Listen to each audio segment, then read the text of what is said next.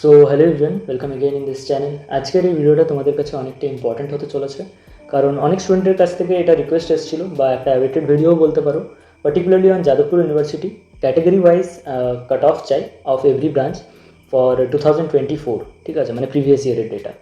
আর অনেক distorted data available ছিল ইন্টারনেটে, বাট আমরা অফিসিয়াল ওয়েবসাইট থেকে প্রতিটা ডেটা একসাথে ইউনাইট করে তোমাদের কাছে রিপ্রেজেন্ট করবো থ্রু আউট দিস ভিডিও। তো তোমরা ইজিলি ব্যাপারটা বুঝতে পারবে যে জেনারেল বাদ দিয়ে OBC A, OBC B, SC এবং এসটি, এই বাকি চারটে ক্যাটেগরি থেকে যেসব স্টুডেন্টরা বিলং করছো তাদের ক্লোজিং র্যাঙ্ক কী কী হতে পারে অফ এভরি ব্রাঞ্চ। ঠিক আছে, তো চলো স্টার্ট করা যাক। ভিডিওটা শুরু করার আগে আমি বলে রাখি, এখানে আমি general OBC, OBC B, SC এসটির তো ডেটা বলে দিচ্ছি।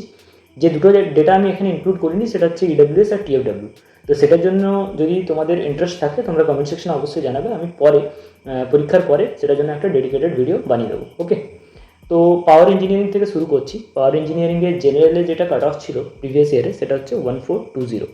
তো এই যে র্যাঙ্কটা তোমরা এখানে দেখতে পাচ্ছ বা যে কোনো ডেটা তোমরা দেখতে পাবে এখানে, সেটা হচ্ছে ওই পার্টিকুলার ব্রাঞ্চের সেন্ট্রালাইজড কাউন্সিলিংয়ে লাস্ট ডেটা, যেটা থ্রুতে একটা ক্যান্ডিডেট ওই ব্রাঞ্চে অ্যাডমিশন নিয়েছে। ওকে, মানে আবার যদি বলছি আমি, ভালো করে বুঝতে না পেরেছো তো বুঝে যাও যে 1420 এমন একটা র্যাঙ্ক যেটা থ্রুতে একটা জেনারেল ক্যান্ডিডেট পাওয়ার ইঞ্জিনিয়ারিং ব্রাঞ্চে অ্যাডমিশন নিয়েছে। এবার সেটা রাউন্ড 1-এরও হতে পারে, 2-এরও হতে পারে বা 3-এরও হতে পারে, কিন্তু আমি তোমাদেরকে অ্যাসিওর করতে পারি যে এখানে কোনো ডেটাই রাউন্ড 1-এর নয়, কারণ যারা ভালো র্যাঙ্ক করেছে তারা অবশ্যই রাউন্ড 1-এ যে ব্রাঞ্চ অ্যালট হয়েছিল সেটা আপগ্রেড করিয়ে রাউন্ড 2-তে গেছে। ঠিক আছে, ফর এ বেটার অপরচুনিটি।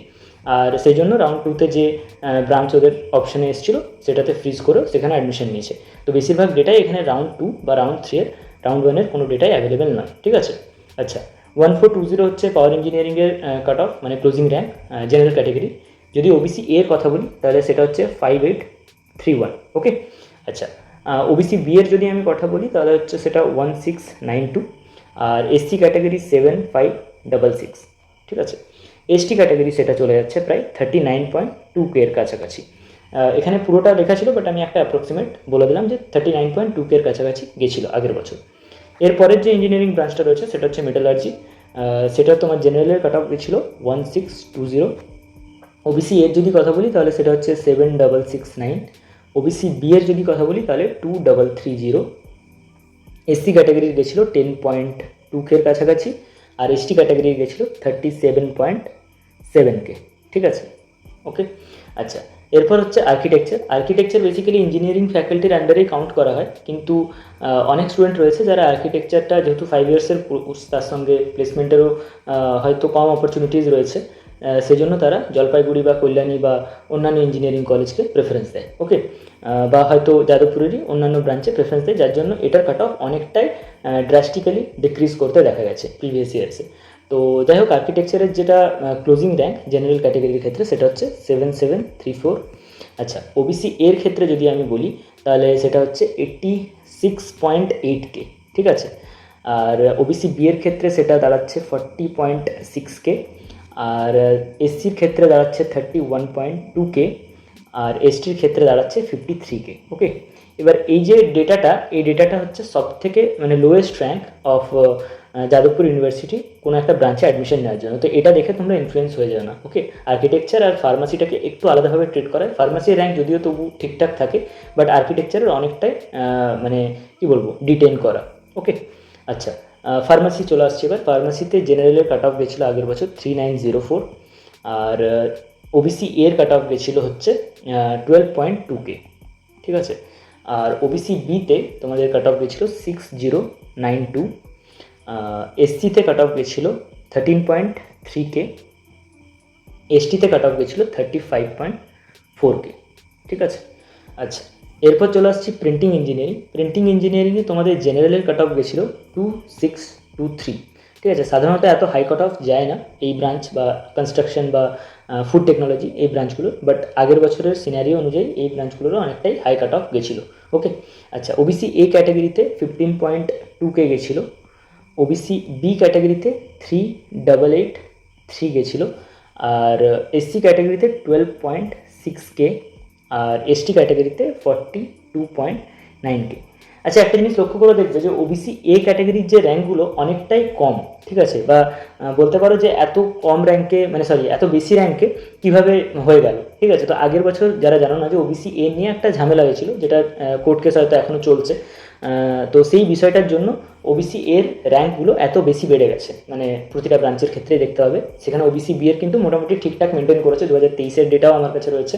তো সেটা নিয়েও যদি তোমাদের ভিডিও চাই কমেন্ট সেকশনে জানাবে, 2023-এর নিয়েও একটা ভিডিও বানিয়ে দেবো, ঠিক আছে। অনেকটাই দেখবে ডিফারেন্স রয়েছে, সে জেনারেলে বলো, ওবিসি বি বলো, ওবিসি এ, এসসি এসটি, কারণ আগের বারে সিনারিও একটু খারাপ হয়েছিল, তোমরা সবাই জানো, ঠিক আছে।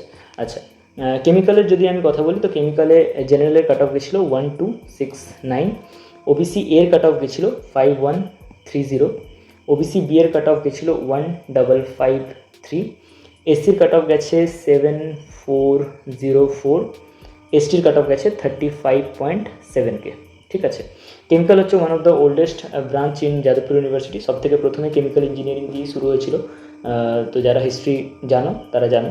আচ্ছা, সিভিল ইঞ্জিনিয়ারিং একটা কোর ব্রাঞ্চ, সেটার জেনারেল ক্যান্ডিডেটের কাট অফ যায় 1855, ঠিক আছে।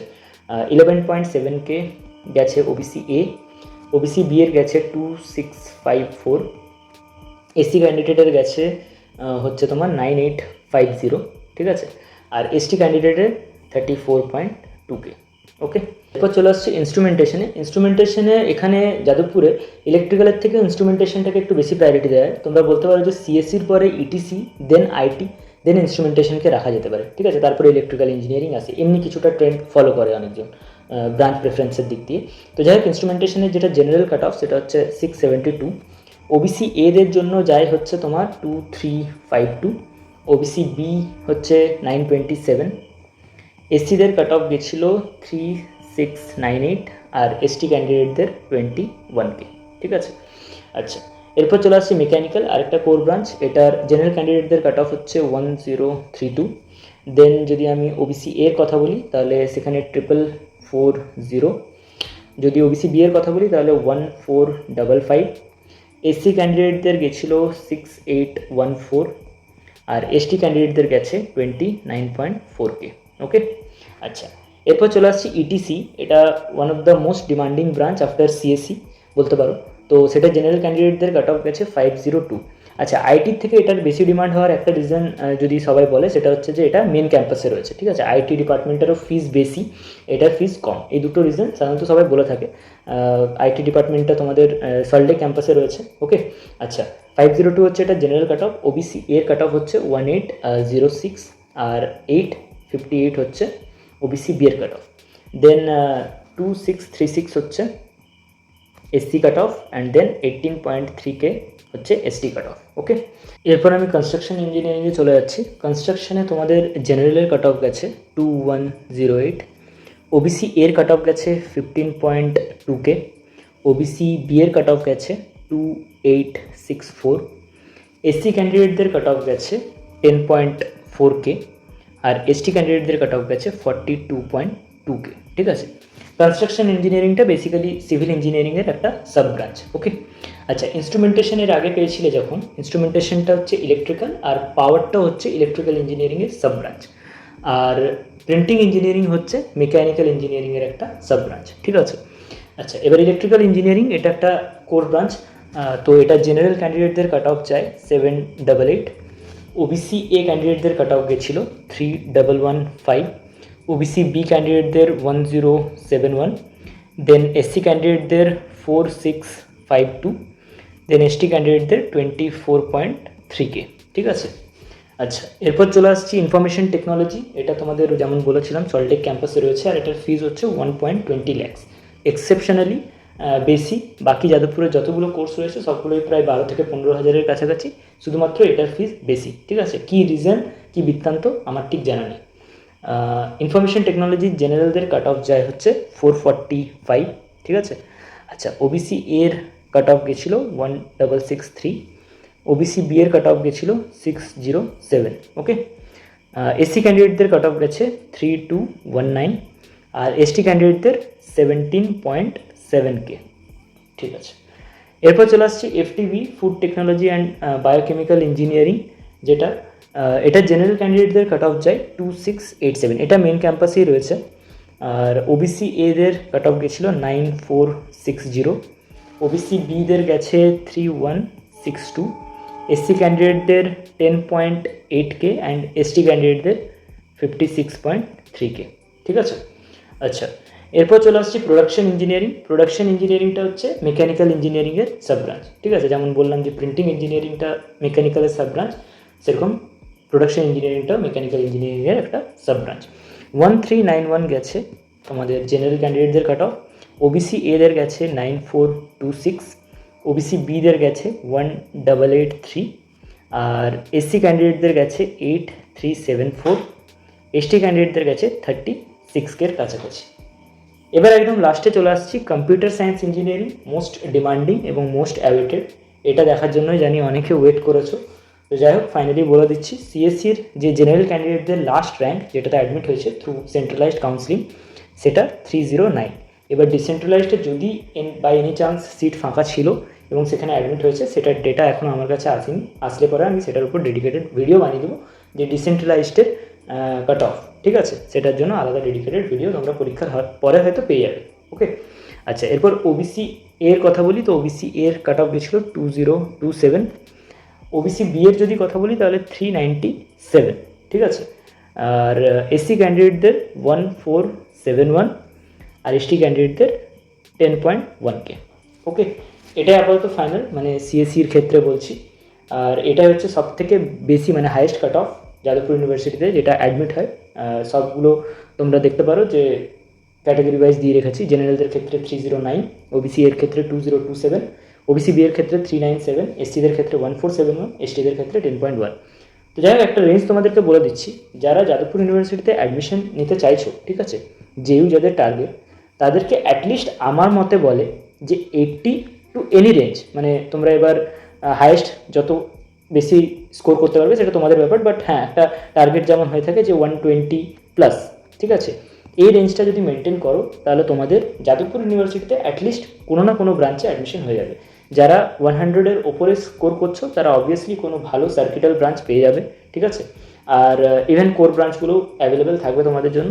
আর যারা মোটামুটি 80-90-এর কাছাকাছি স্কোর করছো তারা মেকানিক্যাল, সিভিল এবং তাদের যে সাব ব্রাঞ্চেস রয়েছে সেগুলোতে অ্যাডমিশন পেয়ে যাবে। ওকে, আশা করছি তোমাদের কাছে পুরো ব্যাপারটা ক্লিয়ার রয়েছে। প্রতিটা ব্রাঞ্চের আমি category wise cut off discuss করলাম তোমাদের সঙ্গে। যে ডেটাগুলো এখানে দিয়েছি সেগুলো একদমই অথেন্টিক এবং অফিসিয়াল ওয়েবসাইট থেকে কালেক্ট করা, তো সেটা নিয়ে তোমাদেরকে টেনশন করতে হবে না।